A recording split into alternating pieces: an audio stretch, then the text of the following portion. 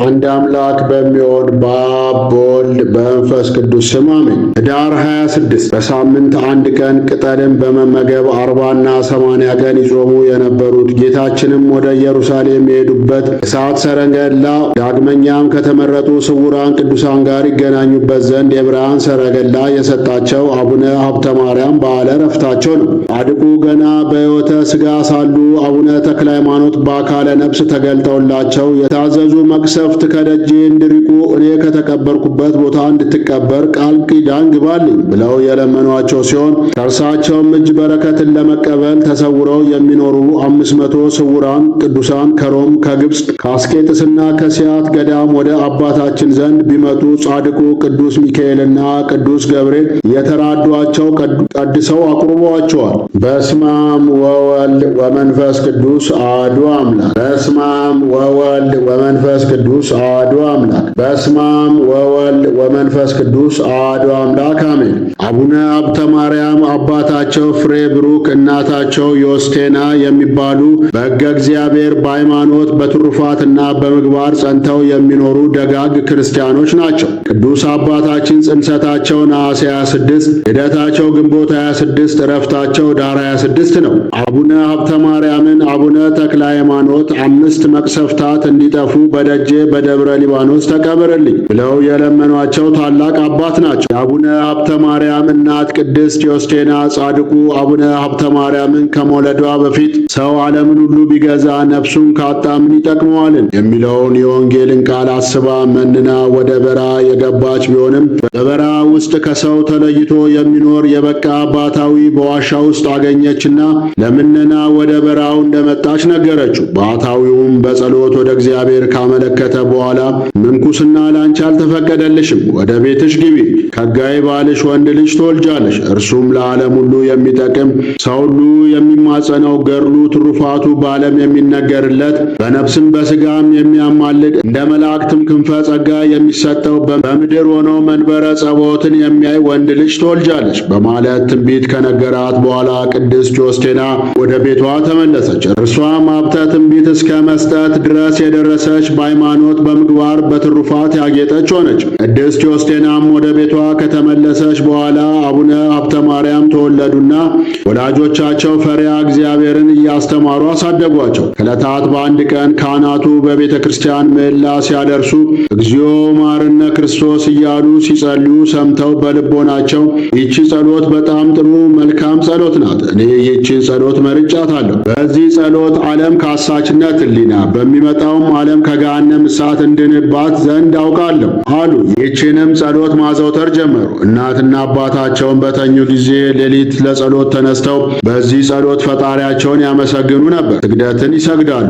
ነገር ግን እናትና አባታቸው ከእንቅልፋቸው በነቁ በጊዜ ሮጠው ወደ መኝታቸው ሄደው ይተኛሉ። የጽድቅ ሥራቸውን ከአምላካቸው በቀር ማንም አያውቅባቸውም ነበር። ከጥቂት ጊዜ በኋላ አባታቸው ፍሬ ብሩክ የበግ ጠባቂ አደረጋቸው። እግዚአብሔር ግን በኋላ ለብዙዎች ስውራን ቅዱሳንና በዓለም ለሚኖሩ ምዕመናን በጎች ጠባቂ ያደርገው ዘንድ ወዶ መርጦታልና ያ ቀን እስኪደርስ ድረስ ፈጣሪያችን አቡነ ሀብተ ማርያምን ይጠብቃቸው ነበር። ከዚህም በኋላ አባታቸው ከአገሪቱ ታላላቅ ሰዎች አንዷን እጮኛ አጨላቸው። ነገር ግን አቡነ ሀብተ ማርያም አባቱ ሆይ እኔ ራሴን ለክርስቶስ በድንግልና ለመኖር አጭቻለሁ፣ ተራክ ወይም ቃለ ወንጌልን መስማት እንጂ ሌላ አይደለምና ለምን እንዲህ ትለኛለህ አሉት። አባታቸውም ይህን ሲሰማ ተቆጥቶ ያለ አቡነ ሀብተ ማርያም ፈቃድ ሙሽራይቱን ለማምጣት ሄደ። አባታችን ግን አገር ጥለው ለመሰደድ ከቤት ተደብቀው ወጡ። መንፈስ ቅዱስም በመብረቅ አምሳል አባታቸውን ገሰጻቸውና በዚህ ድንጋጤ ምክንያት ከዚህ ዓለም አረፉ። አባታችንም የአባታቸውን ዕረፍት ሳያዩ አፋር ወደምትባል አገር ሄደው አባ ሳሙኤል ከሚባል ደግ መነኩሴ ቦታ ገብተው መነኩሴውን እያገለገሉት ኖሩ። አንድ ቀን አባታችን እንስራ ተሸክመው ውሃ ይቀዱ ዘንድ ወደ ወንዝ ወረዱና ውሃው ቀርተው ሲመለሱ ድንጋይ አደናቀፋቸውና እንስራው ከላያቸው ላይ ወደቀ። ነገር ግን መሬት ከመድረሱ በፊት አባታችን ፈጥነው የጌታችንን ስም በጠሩ ጊዜ እንስራው ወድቆ ሳይሰበር ተመልሶ በትከሻቸው ላይ ተቀመጠ። አባ ሳሙኤልም ይከታተሏቸው ነበርና ይህን ጽኑ ታምር አይተው እጅግ አደነቁ። እንዲሁ ከዕለታት በአንድ ቀን በሌሊት መብራት ለአባ ሳሙኤል እያበሩ ሳለ መብራቱ ከእጃቸው ላይ ወድቆ ጠፋ። መምህሩም አባ ሳሙኤል ቁጡ ነበርና ስለ መምህር በነገራቸው ቁጣ በጣም ደንግጠው ወድቆ የጠፋውን መብራት ፈጥነው ባነሱት ጊዜ መብራቱ በእግዚአብሔር ታምር ራሱ በርቶ ታየ። አባ ሳሙኤልም ይህን ታምር አይቶ እጹብ በማለት የዚህ ቅዱስ ልጅ መጨረሻ ምን ይሆን ብሎ ካደነቀ በኋላ የዓለም ሁሉ የጥበብ መብራት ይሆናል ሲል ትንቢት ተናገረላቸው። እመቤታችንም ለአባ ሳሙኤል ተገልጣላቸው የአቡነ ሀብተ ማርያምን ክብር ነግራቸዋለች። አባታችንም አባ ሳሙኤልን 12 ዓመት ከትሕትና ጋር እየታዘዙ ቤተ ክርስቲያንን እያገለገሉ ኖረው ከዚህ በኋላ በእግዚአብሔር ፈቃድ ወጥተው ሄደው እለ አድባር በተባለ ገዳም መኖር ጀመሩ። ከቦታውም ደርሰው ጥቂት ከቆዩ በኋላ እግዚአብሔር ከመረጣቸው ከአባ መልከ ጼዴቅ እጅ የምንኩስናን ሥርዓት ተቀበሉ። ይኸውም የሚዳው አቡነ መልከ ጼዴቅ በደጃቸው የተቀበረውን ሰው አፈር የማያስበሉት ጻድቅ ናቸው። ይህንንም የጻድቃኑን አባትና ልጅነታቸውን መሠረት በማድረግ የይስበይ አቡነ ሀብተ ማርያም ገዳም ካህናት፣ መርጌቶችና ዲያቆናት ግንቦት 4 ቀን ወደ ሚዳ መራቤቴ በመሄድ የአቡነ መልከ ጼዴቅን በዓል እጅግ በደማቅ ሁኔታ ያከብራሉ። አቡነ ሀብተ ማርያምም ምንኩስናን ከተቀበሉ በኋላ ገድላቸውን እና ትሩፋታቸውን በማብዛት በሳምንት አንድ ጊዜ ቅጠልን ብቻ የሚመገቡ ሆኑ። 40 ቀንና 80 ቀንም የሚጾሙበት ጊዜ ነበር። በሌሊትም ወደ ጥልቅ ባህር እየገቡ መዝሙረ ዳዊት፣ አራቱን ወንጌላትና ሌሎች የጸሎት መጻሕፍትን ይደግሙ ነበር። ፊታቸውም እንደ ንጋት ምስራቅ ኮከብ ያበራ ጀመር። ከዚህም በኋላ ወደ ምስራቅ ሄደው ጎአርብ ወደምትባል አገር ደረሱ። በዚያም በዓት አጽንተው ሲጸልዩ ጌታችን ቅዱስ ገብርኤልንና ቅዱስ ሚካኤልን በግራና በቀኝ አስከትሎ ተገለጠላቸውና ወዳጄ ሀብተ ማርያም ሆይ ሰላም ላንተ ይሁን አላቸው። ያን ጊዜ አባታችን ከፈጣሪያቸው ግርማ የተነሳ ደንግጠው ከመሬት ወድቀው እንደ በድን ሆኑ። ጌታችንም አንስቶ ክቡራን በሆኑ እጆቹ አጸናቸውና የመጣሁት ላጸና ነው፣ ሰውነትህንም እንደ ንስር ላድሳት ነው እንጂ ላጠፋ አይደለም።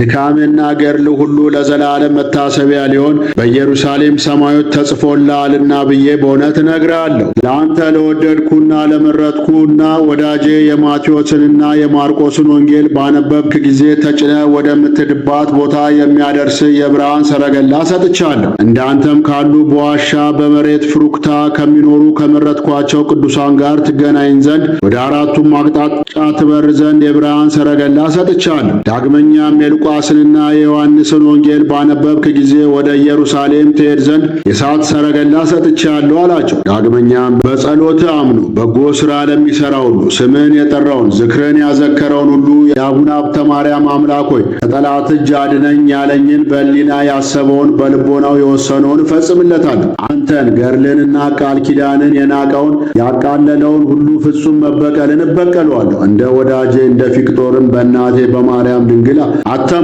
ካላቸው በኋላ ቅዱስ ሚካኤል ከእርሳቸው እንዳይለይ የዘውትር ጠባቂ አድርጎ ሰጣቸውና በታላቅ ግርማ ወደ ሰማይ አረገ። አባታችንም ከጌታችን ይህን ቃል ኪዳን ከተቀበሉ በኋላ ነፍሳቸውን ነፍሴ ሆይ ከፈጣሪሽ ከእግዚአብሔር ጋር ፊት ለፊት አፍ ለአፍ ትነጋገሪ ዘንድ ደፍረሻልና በጎም ሥራ ሳይኖርሽ ከፈጣሪሽ ቃል ኪዳን ተቀብለሻልና ከዛሬ ጀምሮ እንደ መላእክት ዘውትር አትተኝ እያሉ ተጋድሏቸውን አብዝተው ቀጠሉ። ከዕለታት በአንደኛው ቀን አባታችን ታመው ተኝተው ሳለ ቅዱስ ጴጥሮስና ቅዱስ ጳውሎስ መጥተው ሥጋ ወደሙን አቀብለዋቸዋል። አባታችንም በጸሎት ላይ ሳሉ ቅዱስ ሚካኤል ነጥቆ ወደ ሰማይ ወስዶ ቅዱሳን የሚኖሩበትን ዓለማት መንግሥተ ሰማያትን እንዲሁም ኃጥአን የሚኖሩበትን ሲኦልን አሳያቸው። በገነት ያሉትንም ከአዳም ጀምሮ እሳቸው እስካሉበት ጊዜ እስከ አቡነ መርሃ ክርስቶስ ድረስ ያሉትን ቅዱሳን አሳያቸው። ከዚህም በኋላ በእግዚአብሔር ዙፋን ፊት ቆመው ሳለ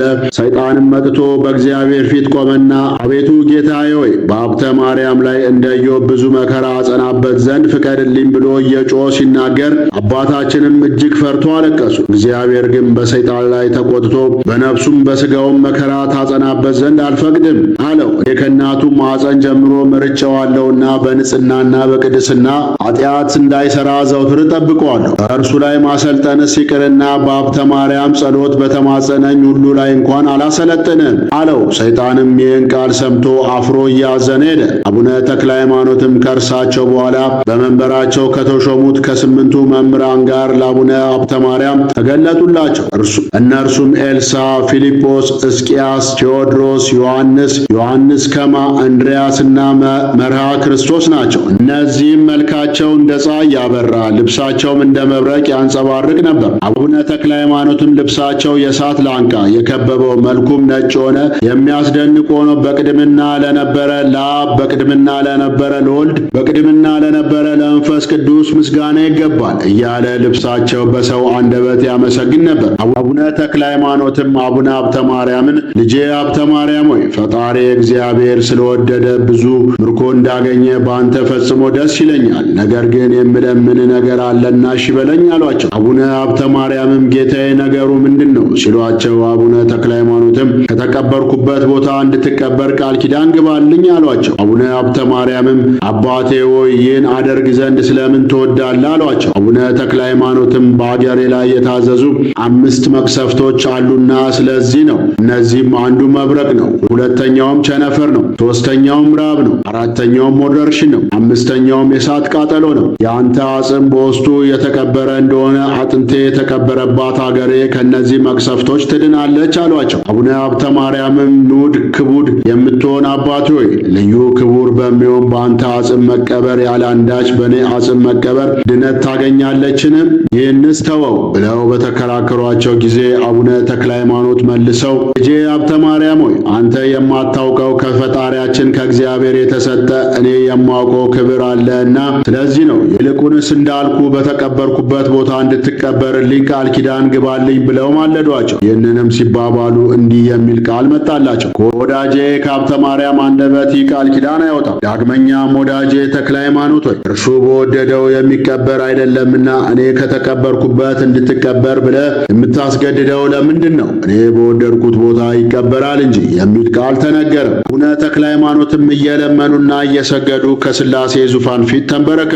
ሦስተኛውም ይሁን እንዳልከው ይቀበርልህ የሚል ቃል ተሰማ። ዳግመኛም በአንተም አጽም በሀብተ ማርያምም አጽም ቦታ ከመቅሰፍት ትድናለህ። ልጆች ግን በቸነፈር ደዌ ቢሞቱ ከሰማዕትነት ትቆጠርላቸዋለች። ወደ መንግሥተ ሰማያት እንዲገቡ በራሴ ምዬ ቃል ኪዳን ገብቼልሃለሁ አላቸው። በዚህ ጊዜ አቡነ ተክለ ሃይማኖት እጅግ ደስ ተሰኝተው 3 ጊዜ ሰገዱ። ከዚህም በኋላ መልአኩ ለአቡነ ሀብተ ማርያም ክብሯ እንደ ጽራርያም የሆነች አገርን አሳያቸው። ስፍር ቁጥር የሌላቸውም ቅዱሳን መላእክት በውስጧ ተድላ ደስታ ያደርጉባት ነበር። አባታችንም መልአኩን ይህች ክብሯ ፍጹም የሆነች አገር ማን ትባላለች? በውስጧ ለመኖር በእጅግ ወድጃለሁና ብለው ሲጠይቁት መልአኩም ይህችም አገር የአባት የተክለ ሃይማኖት አጽም ያረፈባት ደብረ ሊባኖስ ናት። ከእርሱም ጋር በክብር እስክትነሳ ድረስ በውስጧ ትቀበርባት ዘንድ ለአንተም ተሰጥታለችና ደስ ይበልህ። አባትም እንደ ኢየሩሳሌም እንድትሆንለት ቃል ኪዳን ተቀብሎባታል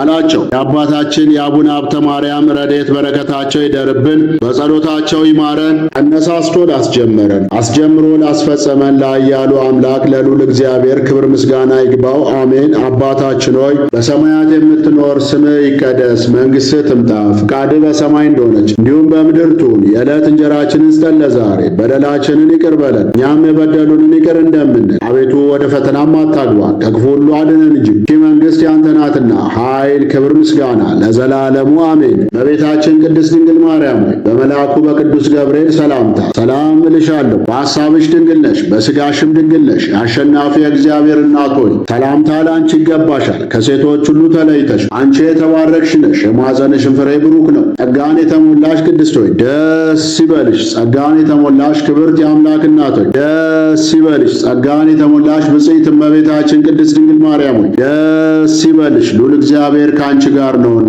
ከተወደደው ልጅሽ ከጌታችን ከመድኃኒታችን ከኢየሱስ ክርስቶስ ዘንድ ይቅርታና ምሕረትን ለምኝልን ኃጢአታችንንም ያስተሰርይልን ዘንድ ለዘላለሙ አሜን። ክብር ምስጋና ይሁን አንድ አምላክ ለሆነው ለአብ ለወልድ ለመንፈስ ቅዱስ ዛሬም ዘውትርም እስከ ዘላለሙ። የእግዚአብሔር አብ ጸጋ፣ የእግዚአብሔር ወልድ ፍቅር፣ የእግዚአብሔር መንፈስ ቅዱስ አንድነት፣ የእመቤታችን የቅድስት ድንግል ማርያም አማላጅነት፣ የጻድቃን የሰማዕታት ጸሎት ተራዳይነት፣ የቅዱሳን መላእክት ጠባቂነት ከሁላችን ከሕዝበ ክርስቲያን ጋር አብሮን ይኑር ለዘላለሙ አሜን።